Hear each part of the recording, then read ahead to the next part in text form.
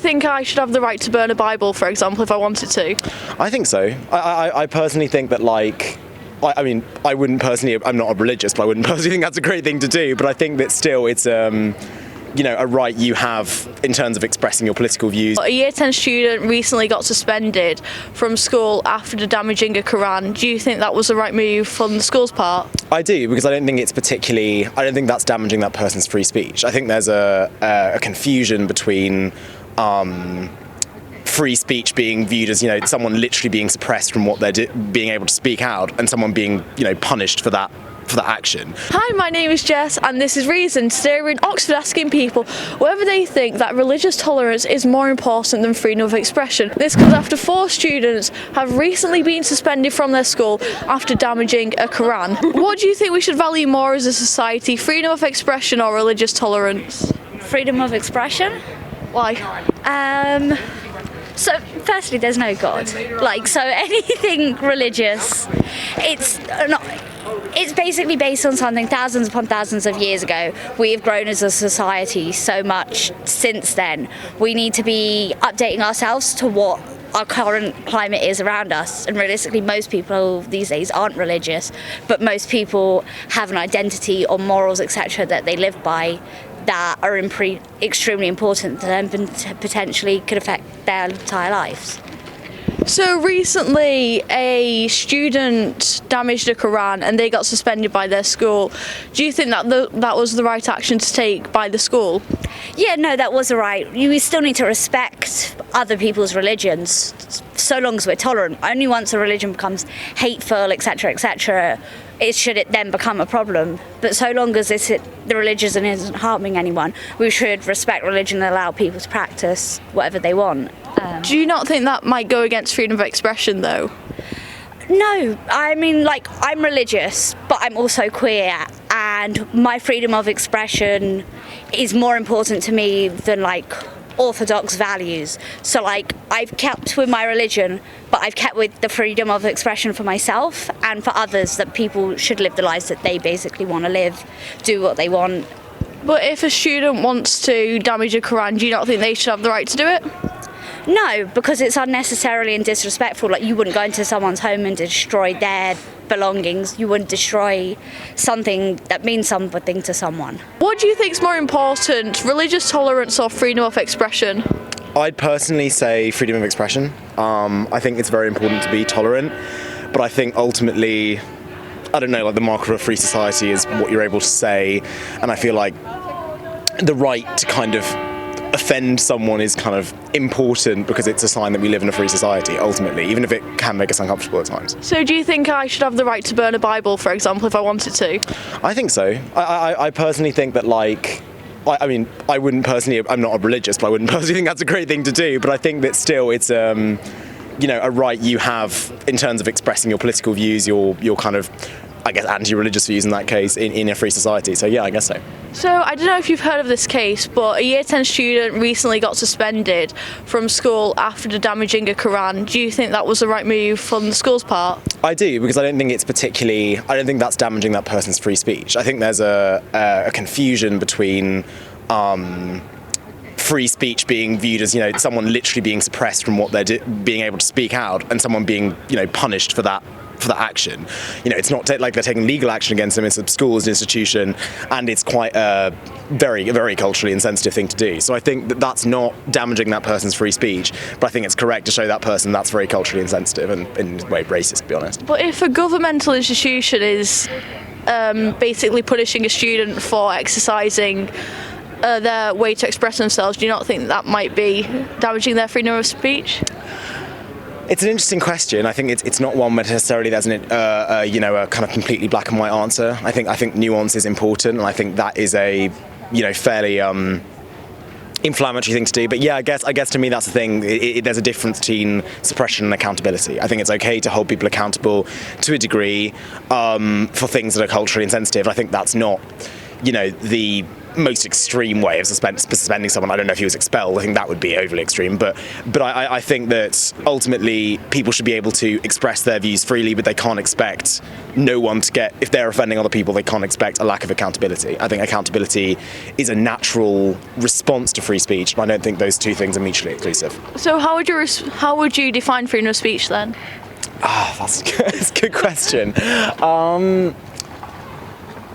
Oh, God, I don't know. I guess the ability to, as long as you're not, I do think it's important that you're not inciting violence, though again, obviously there are grey areas of what incitement of violence is against any particular group or group of people. I guess just the ability to express your views openly, but again, not to expect a lack of accountability for doing so. I think there's a difference between those things. So who can hold people accountable, would you say?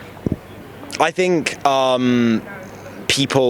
the public can hold other members of the public accountable. I think that that happens a lot on the internet or other, I guess, spheres of public access. I think it does become more fraught, I guess, if the state is holding people accountable. But I guess that's why I'd say when there's a clear incitement to violence or incitement against sort of prejudice for a group of people, I think that is a case where the state potentially can intervene because it's having an impact on a direct impact on things like other crimes like for instance racial violence or those kind of things. So I think there's a distinction, but I do think these it's hard to make blanket assertions about any of this. I think that there's a real room for nuance, and it's very important to be nuanced in any of these discussions. So before you said that it was okay if I wanted to burn the Bible, but then you just said how the state should hold people accountable perhaps if they have a prejudice against a certain group. Would me burning the Bible not show a prejudice or hatred against Christians, do you think? Yeah, it's a good point, but I think it sort of depends on the particular instance. I think that if, for instance, you burnt a Bible and then was sort of chanting, death to Christians or something like that, I think that would be a very different thing from just burning the Bible. Because I think if you're burning the Bible, you're attacking an ideology or perhaps a message. You're not inherently attacking a group of people. I think if you're associating that Bible openly in how you're presenting it with a certain group of people, I think that is an incitement to violence and hatred. So I think, there is a distinction between attacking ideologies or religions as ideologies and attacking individuals who worship a particular religion or are part of a particular ethnic group. I think there's a difference between those things. I would say religious tolerance, because I feel like that can get a lot nastier a lot faster than people being like getting their Twitter account suspended or whatever, What do you mean by a lot nastier, a lot faster? So, I mean, freedom of expression, they're both such broad terms, right? But freedom of expression, I feel like when it's talked about, generally what people mean is I can say whatever I want and I shouldn't have to experience consequences. I think the term has been kind of diluted recently where people see it not as freedom from persecution, but freedom from just any kind of consequence, right? Religious tolerance, especially in the recent climate, I feel like Islamophobia has been getting worse and getting worse, especially I want to say maybe 2015 onwards with the immigration crisis and that sort of thing. And so I feel like what people experience when they believe that their freedom of expression is being curtailed is usually a lot less harmful than religious intolerance. So, when you talked about persecution, what do you think freedom of expression should mean? I think in its original intended sense, it's talking about lack of government intervention. So, for example, being able to go to a protest and not getting arrested, right? Because I think what it gets turned into is I should be allowed to say whatever I want, and you can't do anything about it. They shouldn't have suspended Andrew Tate from Twitter, that kind of thing, right? Yeah. And it's no, they should. He's a freak, and he's dangerous. And I think people kind of flip it, and they see it as something. I think it's really easy and it's the same thing, people talk about cancel culture, and it's who's been cancelled, right? Louis C.K.'s touring again, and he did sex crimes. Yeah. So it's fully just, I think people are so so angry about experiencing any kind of pushback to their ideas, and that's also freedom of expression. If you say something I disagree with, that's me freely expressing myself, right? Like, I think people have too broad an interpretation of the term, and it's sort of polluted it in public discourse. Like what happened to the word woke, I feel like it kind of got marred. So, for example, with religious tolerance and freedom of expression, do you think I should have the right to, I don't know, damage a Bible, for example? Do you think I should have a right to do that without the government or like education systems getting in the way of that? Yeah, I think it's about, I think generally speaking, you should be allowed to do what you want as long as you're not like hurting other people. And I don't mean that like in just a strictly physical, immediate sense. Like obviously if I punch you in the face, that's not on. But I also mean, you shouldn't be able to like go around and say, if you see someone in like a beige coat, you should like punch her in the face. Like that's also It's like indirect. Yeah, like stochastic stuff. Like you see every week in various newspapers, they're like, trans women are going to touch your kids, and then we have like 16-year-olds getting stabbed, right? So it's that kind of thing as well, where it's indirect, and it's creating this culture, this environment. I think it's about context. So if I burn a Bible, Christians are doing fine. They're all right. They're sort of okay. If I went on the news and I burned like a Quran, that's obviously a lot more loaded. If I burned a Torah, like these are much more kind of like the issues there. They're like they're more kind of salient, right? Because Christians are not going through a period of oppression. I don't think they have in the West since ancient Rome. They're kind of fine, right? You're seeing like Islamophobia happening. You're seeing like anti-Semitism happening. So it's about like people talk about like punching up or punching down. I think that has a lot to do with it, like the context you're operating in. So recently, I don't know if you heard this example, 4 students got suspended after damaging a Quran. Do you think that was the right move off the school? I guess I haven't heard about this situation. I don't know enough about the context of it.